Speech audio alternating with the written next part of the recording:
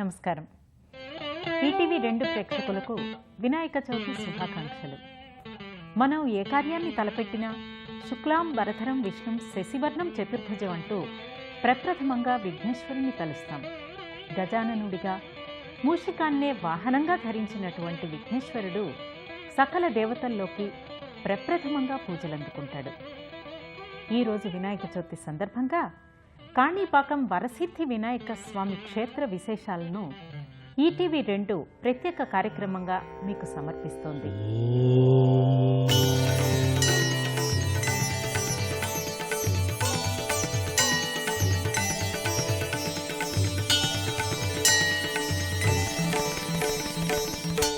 మన రాష్ట్రంలోని చిత్తూరు జిల్లా ప్రసిద్ధ పుణ్యక్షేత్రాలకు నిలయం. సాక్షాత్తు శ్రీ వెంకటేశ్వర స్వామి కొలువై ఉన్న తిరుపతికి సుమారు 70 కిలోమీటర్ల దూరంలో ఉంది ప్రసిద్ధ క్షేత్రం కాణిపాకం. సుందర ప్రకృతితో శోభిల్లే ఈ క్షేత్రంలో కొలువయ్యారు విఘ్నాధిపతి వినాయకుడు. సాక్షాత్తు వరసిద్ధి వినాయకుడు స్వయంభూగా అవతరించిన కాణిపాకం క్షేత్ర ప్రాశస్త్యమేమిటో మనం ఇప్పుడు వీక్షిద్దాం. భూతాధినం భూతగణాధి సేవితం కపిత్త జంబూ ఫలాది సారభక్షితం ఉమాసుతం శోక వినాశకారకం నమామి విఘ్నేశ్వర పాద పంకజం. ఓ కాణిపాక గణనాథ, ఓ విహారపురివాస గణనాథ, ఓ స్వామి బాహుదానదివాస.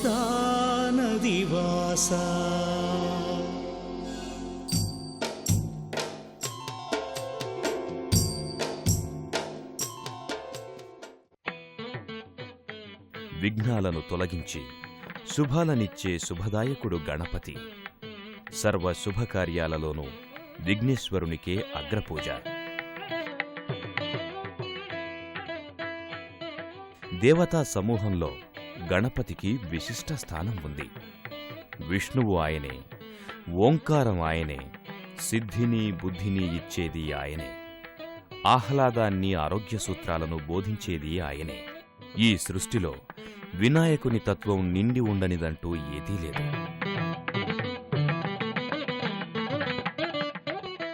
కరుణ రసామయుడైన వినాయకుడు స్వయంభువుగా అవతరించిన క్షేత్రం కాణిపాకం. శ్రీ వరసిద్ధి వినాయక స్వామి క్షేత్రానికి 1000 ఏళ్ల చరిత్ర ఉంది. స్వామి ఇక్కడ స్వయంభూగా అవతరించారని భక్తులు చెప్తారు. ఈ ఆలయానికి సంబంధించి ఓ పురాణగాథ ఒకటి ప్రచారంలో ఉంది. పూర్వం విహారపురి అనే ప్రాంతంలో పుట్టుకతో మూగా చెవిటి గుడ్డివారైన 3 సోదరులు తమ పొలానికి నీటి కోసం బావిని తవ్వుతూ ఉండగా అకస్మాత్తుగా రక్తం చిందిందిట. ఆ రక్తం ఆ 3పై పడి వారి అంగవైకల్యం పోయిందిట. అక్కడే స్వామివారి మూర్తి రూపం కనిపించిందిట. ఇది తెలుసుకున్న విహారపురి గ్రామస్తులు స్వామివారికి లెక్కలేనన్ని కొబ్బరికాయలు సమర్పించుకున్నారట. అలా సమర్పించుకున్న కొబ్బరికాయల నీరు ఎకరాలకు పైగా పారిందిట. కాని భూమి పారింది కాబట్టి దీనికి కాణిపాకం అని పేరు వచ్చింది. కాలక్రమేణా అది కాణిపాకంగా మార్పు చెందింది. ఒకప్పటి విహారపురి క్షేత్రమే నేడు కాణిపాకంగా పిలువబడుతోంది. ఈరోజు మనం ఈ క్షేత్రంలో వెలసిన శ్రీ వరసిద్ధి వినాయక స్వామి లీలా విశేషాలను తెలుసుకుందాం.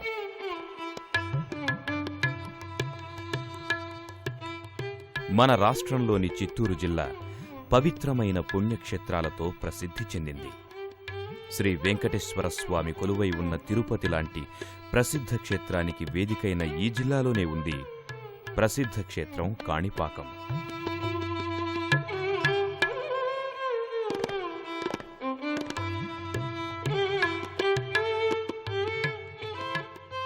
సాక్షాత్తు విఘ్నేశ్వరుడు స్వయంభువుగా వెలసిన ఈ క్షేత్రం తిరుపతి నుంచి 70 కిలోమీటర్ల దూరంలో ఉంది.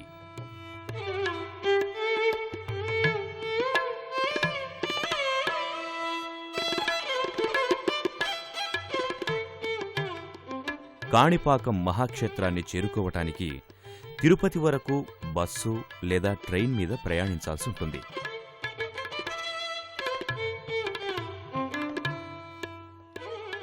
దేశంలోని వివిధ ప్రాంతాల నుంచి కూడా తిరుపతి చేరుకుని అక్కడి నుంచి కాణిపాకం క్షేత్రానికి చేరుకోవచ్చు.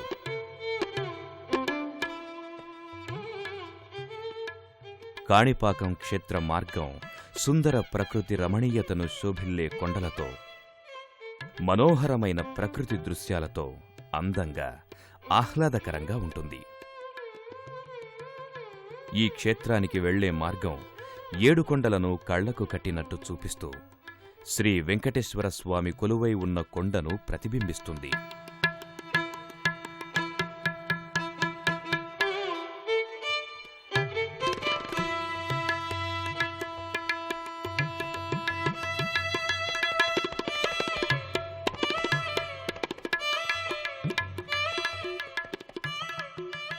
ఇదే మార్గంలో ఉన్న అలనాటి చంద్రగిరి కోట కూడా యాత్రికులను విశేషంగా ఆకర్షిస్తుంది. అలనాటి రాజవంశీయుల మనోభావాలకనుగుణంగా నిర్మించిన కోటలు, భవనాలు ఈ మార్గంలో వెళ్లే యాత్రికులను విశేషంగా ఆకట్టుకుంటాయి.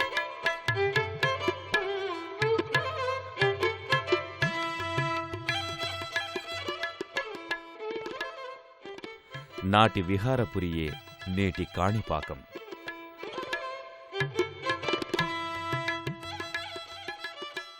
ఈ క్షేత్రంలోకి ప్రవేశించే భక్తులకు మొదటగా దర్శనమిచ్చేది పవిత్రమైన పుష్కరిణి. పుష్కరిణిలో స్నానమాచరించి ప్రమాణాలు చేసే భక్తులను స్వామి స్వయంగా పరిశీలిస్తాడని భక్తుల విశ్వాసం. పుష్కరిణిలో స్నానమాచరించిన భక్తులు విశాలమైన వరసిద్ధి వినాయక స్వామి ఆలయ ప్రాంగణంలోకి ప్రవేశిస్తారు. అధునాతనంగా నిర్మించిన ఈ ఆలయం గోడలు మనస్సును ఆహ్లాదపరుస్తాయి. ఇదే ప్రాంగణంలో ఓ మూలన ఉన్న ప్రాంతంలో భక్తులు తమ వెంట తెచ్చుకున్న కొబ్బరికాయలను కొట్టి స్వామికి నివేదించుకోవటానికి ఆలయంలోకి ప్రవేశిస్తారు. వివిధ దేవీదేవతల సుందర మనోహర రూపాలను ప్రతిబింబించే గాలిగోపురం, భక్తిభావాన్ని పెంచే దేవతామూర్తుల మిళితమైన ప్రధాన ద్వారాలు మనకు దర్శనమిస్తాయి.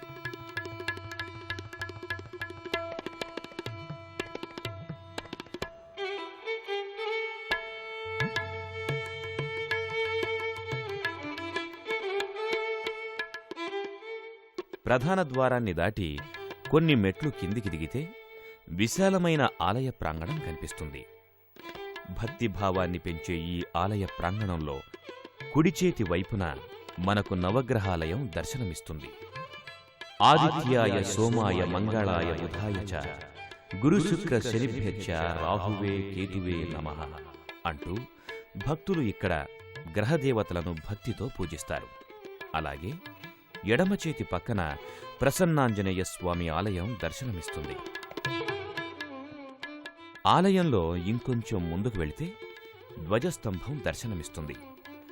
పంచలోహాలతో చేసిన ఈ ధ్వజస్తంభ దర్శన మాత్రంతోనే భక్తులు తమ జన్మ ధన్యమైందిగా భావిస్తారు.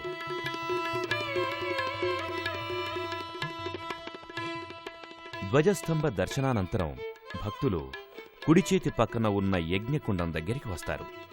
ఇక్కడ శాస్త్ర పండితులు, వేద పండితులు నిత్యం లోకరక్షణార్థం వరసిద్ధి వినాయక స్వామికి యజ్ఞాలు, యాగాలు నిర్వహిస్తూ ఉంటారు.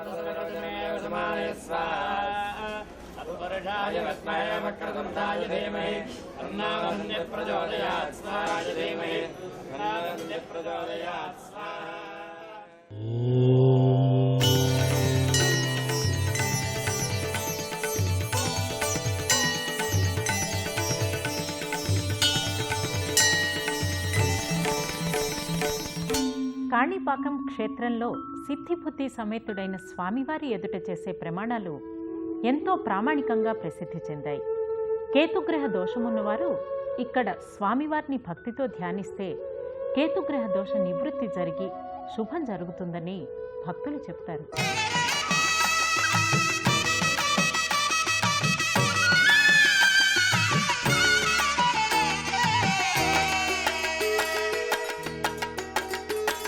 స్వామి నిన్ను పిలిచెను మనసు, శరణు వేడి నిన్ను తలిచెను మనసు.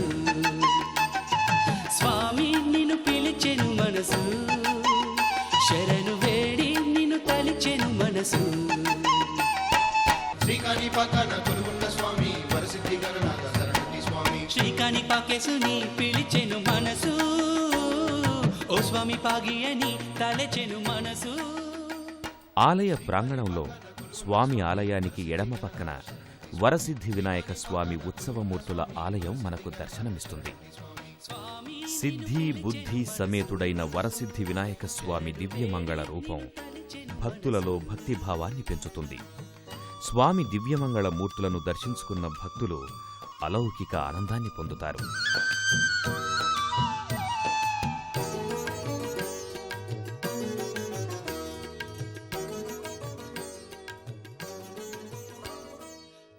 ఇదే ఆలయానికి సమీపంలో మనకు దర్శనమిస్తాయి నాగదేవతల విగ్రహాలు.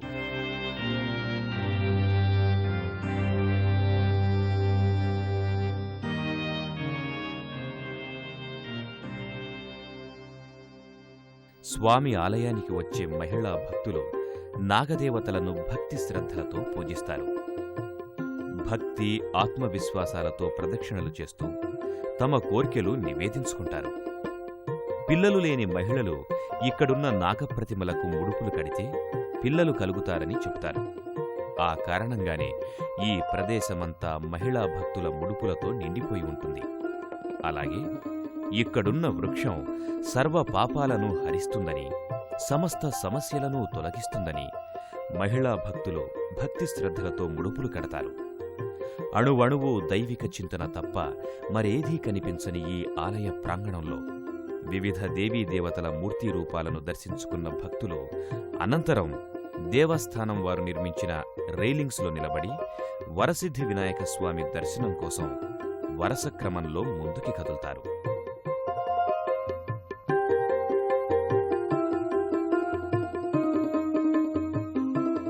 పవిత్ర బహుదా నది ఒడ్డున కాణిపాకం క్షేత్రం ఉంది. ఈ నదికి ఆ పేరు రావడంపై ఓ కథ ప్రచారంలో ఉంది. పూర్వం శంఖుడు లిఖితుడు అనే ఇద్దరు సోదరులు శ్రీ వరసిద్ధి వినాయక స్వామి దర్శనార్థం ప్రయాణమయ్యారట.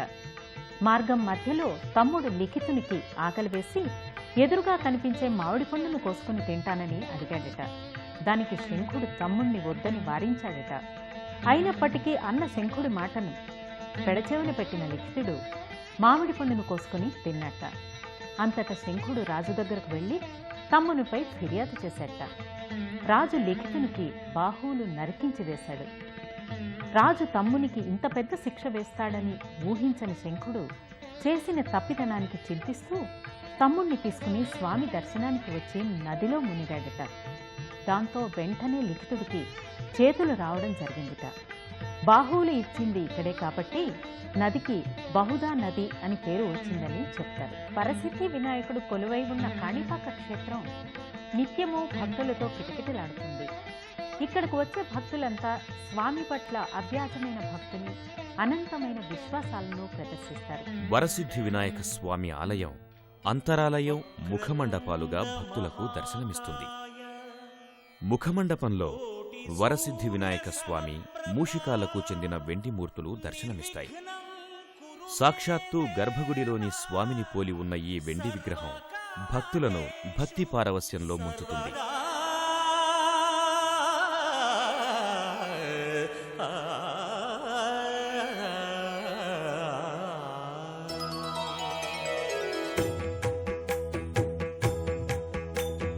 జయ జయ శుభకర వినాయక శ్రీ కాణిపాక వరసిద్ధి వినాయక. కాణిపాకం ప్రమాణాలకు పవిత్ర క్షేత్రంగా ఎంతో ప్రసిద్ధి చెందింది. ప్రమాణ పురుషుడైన వరసిద్ధి వినాయకుడే న్యాయ నిర్ణేత. ఎటువంటి వివాదమైన స్వామి సన్నిధిలో అవలీలగా పరిష్కారం కావటం వరసిద్ధి వినాయక స్వామి మహిమగా భక్తులు చెబుతారు. తగవులు తీర్చు వినాయక జగమున నీకన్న కలరే సాక్షి, పవిత్రముగా మనసున నీ సన్నిధి తగవరులై నిలిచి తప్పిదములు తెలుపరే అంటూ ప్రమాణాలు చేసే భక్తులు వారి తగవులు పరిష్కరింపబడిన అనంతరం లోకాధిపతి విఘ్నేశ్వరుడే దీనికి మూలకారకుడన్న సత్యాన్ని గ్రహిస్తారు. ముఖమండపంలోకి అడుగుపెట్టిన భక్తులు ఓం గణేశాయ నమః, ఓం విఘ్నరాజాయ నమః, ఓం గజానన నమః అంటూ స్వామిని స్మరిస్తూ అలౌకిక ఆనందాన్ని పొందుతూ గర్భగుడిలోకి ప్రవేశిస్తారు. గర్భగుడి ప్రాంగణమంతా అలనాటి శిల్పుల పనితనాన్ని కళ్లకు కట్టినట్టుగా చూపిస్తుంది. ఆలయంలోని స్తంభాలు, ప్రాకారాల మీద వివిధ దేవీదేవతల శిల్పాలు భక్తుల మదిలో మరింత భక్తిభావాన్ని ప్రోది చేస్తాయి. గర్భాలయంలోకి ప్రవేశించిన భక్తులు వరసిద్ధి వినాయక స్వామి దివ్యమంగళ శిలా విగ్రహాన్ని చూసి అలౌకిక ఆనందానికి చేరువవుతూ భక్తి సాగరంలో మునిగి తేలుతారు.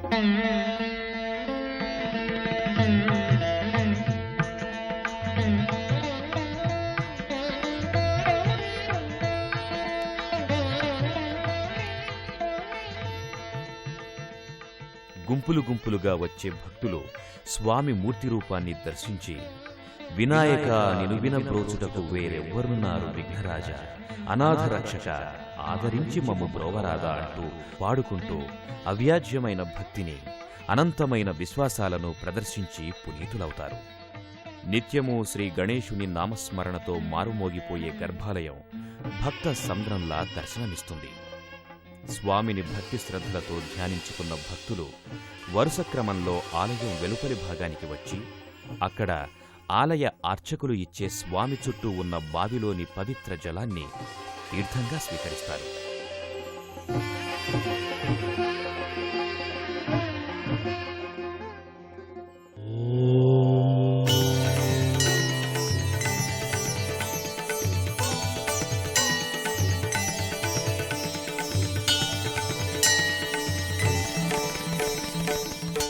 గజాననుడిగా, గజకంఠుడిగా, మూషిక వాహనకారుడిగా భక్తుల చేత పిలువపడుతున్న స్వామి ఇక్కడ భక్తుల కోర్కెలు తీర్చే కొంగు బంగారంగా నిత్య నీరాజనాలు అందుకుంటున్నాడు. 2 years బ్యాక్ రావడం జరిగింది, స్వామివారిని దర్శించడం జరిగింది. ఈ వరసిద్ధి వినాయక స్వామి ఫస్ట్ టైం వచ్చి దేవుని దర్శిస్తే మనం కోరికలన్నీ నెరవేరుస్తాడు. ఫస్ట్ టైం రాగా అనుకున్నది నెరవేరుస్తారని చెప్పి ఆంధ్రప్రదేశ్ అంతా ప్రసిద్ధిగాంచింది. అలానే వచ్చి దేవుని దర్శించుకోవడం జరిగింది. మనం అనుకున్న కోరిక జరిగింది. ఇక్కడ కాణిపాకం ఆలయం చాలా బాగుంది. అన్ని మంచి జరుగుతాయంటే వచ్చాము. ఇక్కడ అంతా బాగుంది, దర్శనం బాగుంది, సౌకర్యాలు అవి బాగున్నాయి. నాకు తెలిసినంత వరకు ఈ పుణ్యక్షేత్రము పురాతనమైనది, దివ్య క్షేత్రము. రెండవది చిత్తూరుకి దగ్గరలో ఉన్న క్షేత్రము, ప్రజలకు అందుబాటులో ఉన్న క్షేత్రము, దేవుడు నిజరూపం దర్శనము அன்னி ఇక్కడ జరుగుతున్నది. காணிப்பாக்கத்துக்கு தவறாமல் வந்து கொண்டிருக்கிறோம். இந்த கோயில் வருகிற அனைவருக்கும் நல்ல ஒரு ஞானமும் நல்ல புத்தியும் నిర్వాహం அமையும் என்பது இந்த కాణిపాకத்தின் ஒரு మహిమ. రోజు స్వామివారికి అభిషేకములు, నిత్యోత్సవములు ఉన్నది. ప్రమాణాలకు నిలయమై ఉన్న మహాగణపతి వారు. కాణిపాకాన్ని శివవైష్ణవ క్షేత్రంగా పిలుస్తారు. ఇక్కడ స్వామి ఆలయానికి సమీపంలో కొలువై ఉన్న వరదరాజస్వామి మహిమాన్వితుడని భక్తులు విశ్వసిస్తారు.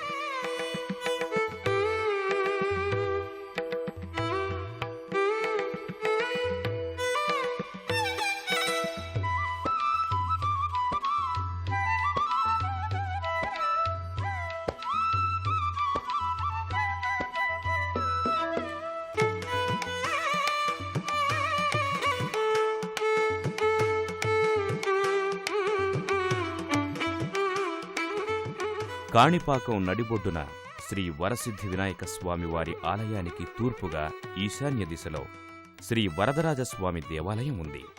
ఇది మహాభారత కాలం నాడు జనమేజయ రాజుకు సర్పయాగానంతరం శ్రీ మహావిష్ణువు స్వప్నంలో కనిపించి శ్రీ వరదరాజస్వామి ఆలయాన్ని కట్టించమని ఆదేశించినట్లు ఇక్కడి భక్తులు చెబుతారు. విశాలమైన ఈ ఆలయం పవిత్రతకు, ప్రశాంతతకు మారుపేరులా నిలుస్తుంది. ఈ ఆలయ ప్రాకారాలు అలనాటి సంస్కృతి వైభవాలను ప్రతిబింబింపచేస్తాయి. అణువణువు గోవిందనామ స్మరణతో పునీతమయ్యే ఈ ఆలయంలో శ్రీ వరదరాజస్వామి కొలువై భక్తుల కోర్కెలు తీర్చే కొంగు బంగారంగా నిత్యమూ పూజలందుకుంటున్నారు.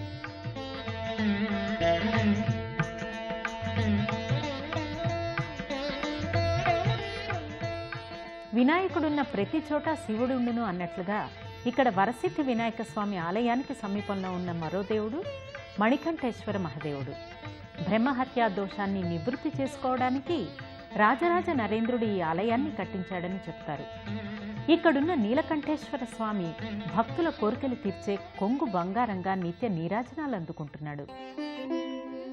శ్రీ వరసిద్ధి వినాయక స్వామిని దర్శించుకున్న భక్తులు ఈ ఆలయానికి వాయవ్య దిశలో ఉన్న మరకతాంబికా సమేతుడైన శ్రీ మణికంఠేశ్వర స్వామి ఆలయ ప్రాంగణంలోకి ప్రవేశిస్తారు. శిథిలమైన అలనాటి ఆలయ గోడలను యథాతథంగా ఉంచి పునరుద్ధరించిన ఈ ఆలయం ప్రశాంతతకు, పవిత్రతకు మారుపేరులా నిలుస్తుంది. ఆలయం లోపలి భాగం భక్తులను ఓ విచిత్రానుభూతికి లోను చేస్తుంది. అలనాటి శిల్పుల శిల్ప చాతుర్యం చూపరుల్ని అబ్బురపరుస్తుంది. దక్షిణామూర్తి, సూర్య, చతుర్ముఖ, దుర్గా విగ్రహాలు ఇక్కడ భక్తులను విశేషంగా ఆకర్షిస్తాయి.